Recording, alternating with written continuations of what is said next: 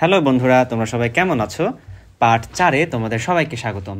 আজকে আমরা খুব মজার একটা রূপকথার গল্প শুনবো। গল্পটির নাম হচ্ছে ডালিম কুমার ও কঙ্কাবতী।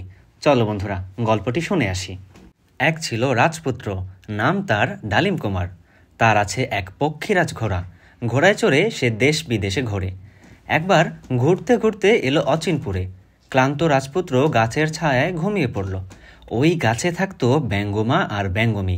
তারা কথা বলছিল। ব্যঙ্গমা বলছিল, রাজকন্যা কঙ্কাবতীর কি হয়েছে জানো? ব্যঙ্গমী বলল, কি হয়েছে?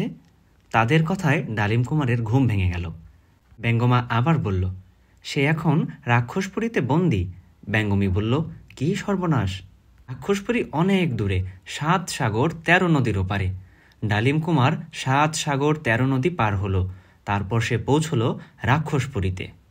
সেখানে গিয়ে সে দেখতে পেল রাজকন্যা কঙ্কাবতী সোনার পালঙ্কে ঘুমিয়ে আছে। কিছুতেই তার ঘুম ভাঙে না।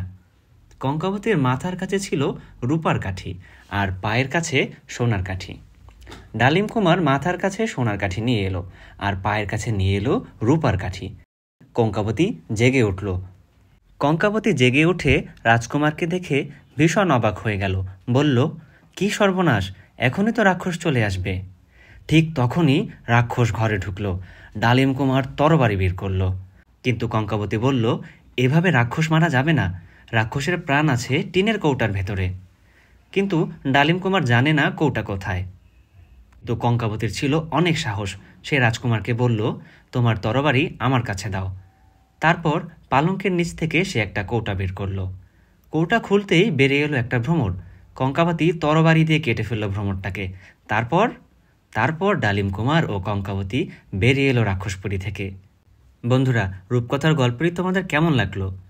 নিশ্চয়ই বেশ মজার লেগেছে। আচ্ছা, তোমাদের কঙ্কাবতী না ডালিম কুমার, কাকে বেশি ভালো লেগেছে বলো তো? কিন্তু কঙ্কাবতীকে বেশ ভালো লেগেছে। কঙ্কাবতী কিন্তু ভীষণ সাহসী ছিল। সে একাই ভ্রমরটিকে মেরে ফেলে, তাই না? তাহলে বন্ধুরা, আজ আমরা এখানেই শেষ করছি। আগামী ক্লাসে আমরা নতুন কোনো গল্প নিয়ে তোমাদের কাছে আসব। ততদিন পর্যন্ত সবাই ভালো থাকো, সুস্থ থাকো।